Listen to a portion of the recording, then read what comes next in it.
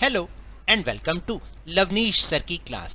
आज की ये शिक्षा निदेशालय राष्ट्रीय राजधानी क्षेत्र दिल्ली की वर्कशीट नंबर 69 जो कि कक्षा 9वीं के विद्यार्थियों के लिए है।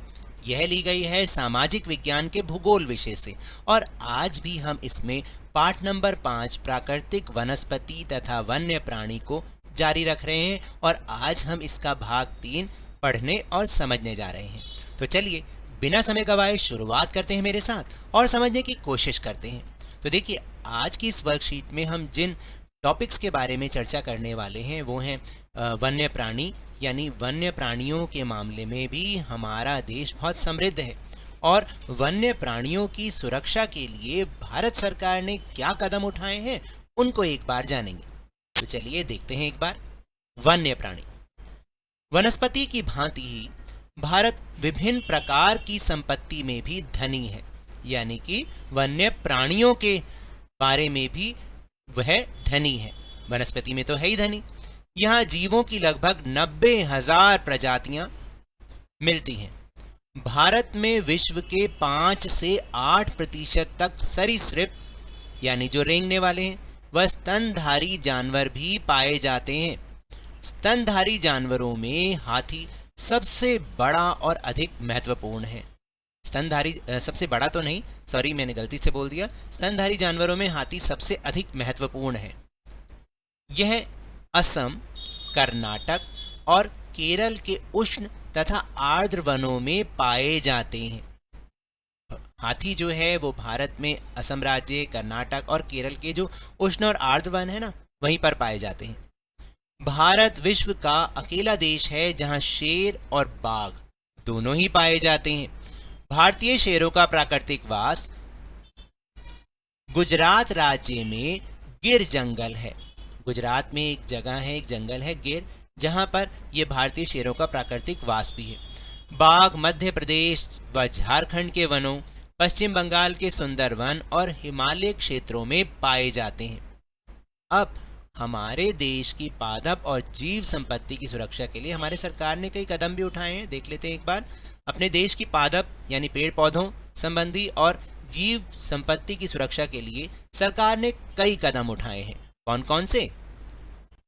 पहला, भारत जीव सुरक्षा अधिनियम सन 1972 में लागू किया गया। आप इसको अच्छे से याद कर लें, ये 1 नंबर का प्रश्न आपके पेपर में आता है कि भारत जीव सुरक्षा अधिनियम कब लागू किया गया? 1972 में लागू किया गया।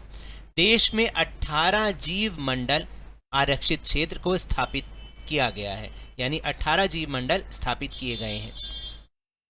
1992 से सरकार द्वारा पादप उद्यानों को वित्तीय तथा तकनीकी सहायता देने की भी योजना बनाई गई है।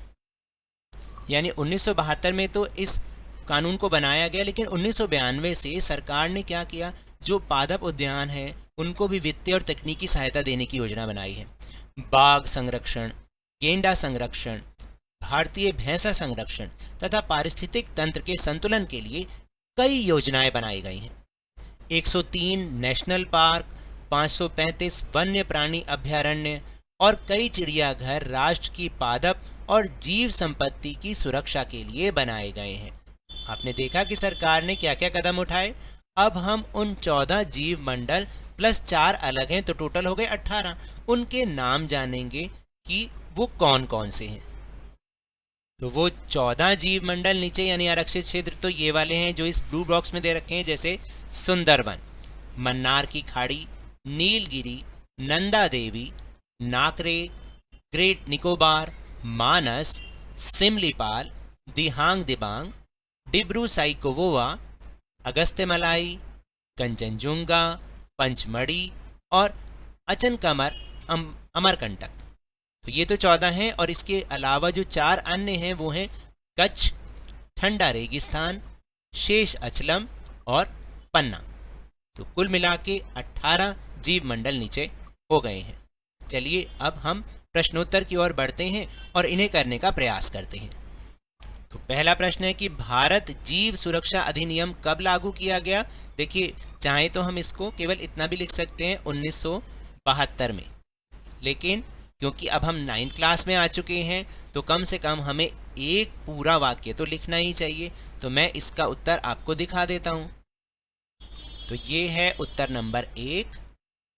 भारत जीव सुरक्षा अधिनियम सन 1972 में लागू किया गया। आपको यहां तक उत्तर नंबर 1 लिखना है। अब चलिए देखते हैं प्रश्न नंबर 2। प्रश्न नंबर 2 है, भारत में वन्य जीवों की सुरक्षा के लिए सरकार द्वारा कौन कौन से कदम उठाए गए हैं, संक्षेप में बताइए। चलिए इसका उत्तर देखते हैं। तो आपने यहां से लिखना है, ये है आपका उत्तर नंबर 2। ठीक है, तो आपने ऐसे लिखना है, अपने देश की पादप और जीव संपत्ति की सुरक्षा के लिए सरकार ने कई कदम उठाए हैं।